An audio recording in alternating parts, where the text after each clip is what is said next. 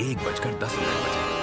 सुनसान सा, चारों तरफ घना कोहरा, इतना घना कि सामने खड़ी चीज भी साफ न दिखे। पूजा अकेली बस स्टॉप पर खड़ी थी। फोन की बैटरी 4% दिखा रही थी। नेटवर्क कब का गायब हो चुका था। तभी दूर से एक पुरानी जंग लगी बस की आवाज आई। घर घर।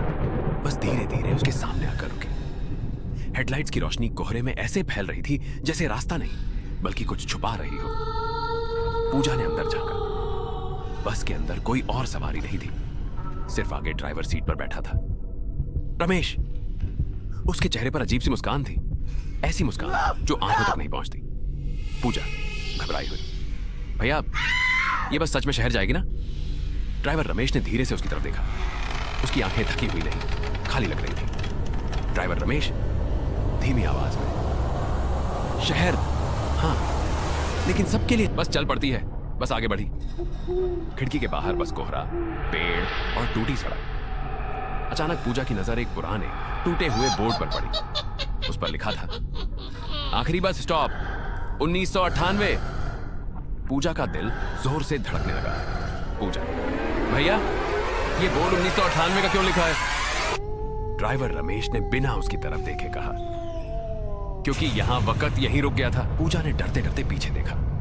पिछली सीटों पर अब परछाइयां दिखने लगी थी। चेहरे साफ नहीं, बस धुंधले आकार। एक बूढ़ी औरत, एक बच्चा, एक आदमी जिसका आधा चेहरा जला हुआ था। सब चुप थे, बस पूजा को घूर रहे थे। पूजा चीख पड़ी, ये लोग कौन हैं?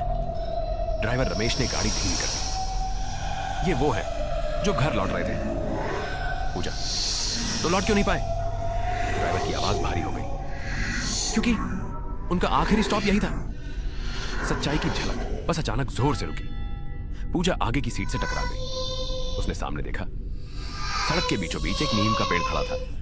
पेड़ पर लाल धागे बंधे थे, नीचे मिट्टी पर पुराने नाम लिखे थे। पूजा ने एक नाम पढ़ा, पूजा शर्मा 2026। उसका शरीर सुन्न हो गया। पूजा कांपते हुए, ये मेरा नाम कैसे? ड्राइवर ने पहली बार पूरी तरह उसकी तरफ देखा। ड्राइवर रमेश, क्योंकि ये बस आज तुम्हारे लिए ही आई है। ड्राइवर का राज। पूजा रोने लगी, मैं मरना नहीं चाहती, मुझे घर जाना है। ड्राइवर की मुस्कान गायब हो गई। उसकी आवाज अब इंसानी लग रही थी। मैं भी यही बोला था 1998 में। पूजा चौंक गई। ड्राइवर, मैं इस सड़क पर एक्सीडेंट में मरा था। मुझे लगा था कोई लेने आएगा, लेकिन मुझे ड्राइविंग सीट मिल गई। उसने स्टीयरिंग व्हील थपथपाया।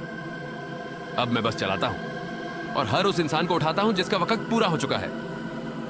आखिरी मौका बस के अंदर की परछाइयां उठने लगी, धीरे धीरे पूजा की तरफ बढ़ने लगी। ड्राइवर रमेश बोला, अगर बस आखिरी स्टॉप पर रुकी तो तुम उतर नहीं पाओगी। पूजा चिल्लाई, तो बचने का तरीका क्या है? ड्राइवर ने गहरी सांस ली, अगर तुम डर के बावजूद बस से कूद जाओ तो शायद जिंदा रह जाओ। क्लाइमेक्स बस की स्पीड अपने आप बढ़ने लगी। मीटर टूट चुका था। खिड़कियों से चीखें आने लगी। पूजा ने आंखें बंद की, मां का चेहरा याद किया और चलती बस से कूद गई। पूजा की आंखें खुली। वो सड़क किनारे पड़ी थी। सूरज निकल चुका था। पास में एक टूटा हुआ बोर्ड पड़ा था, आखिरी बस स्टॉप 1998। वो रोते हुए उठी और भाग गई। शाम को वही सड़क, 1:10 बजे। कोहरे के बीच वही पुरानी बस आकर रुकी।